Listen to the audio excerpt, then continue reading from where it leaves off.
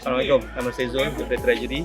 Pagi ni 1.11 saya kerja Treasury bersama-sama dengan Corporate Comms dengan 24 volunteer daripada MSM daripada Elmina untuk turut serta dalam tree planting program dianjurkan oleh TRCRC. Ini tahun kedua kita daripada MSM berganding bahu dengan volunteer yang lain.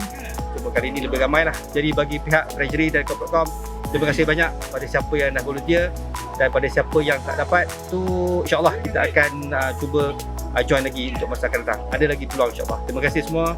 Alhamdulillah. Assalamualaikum.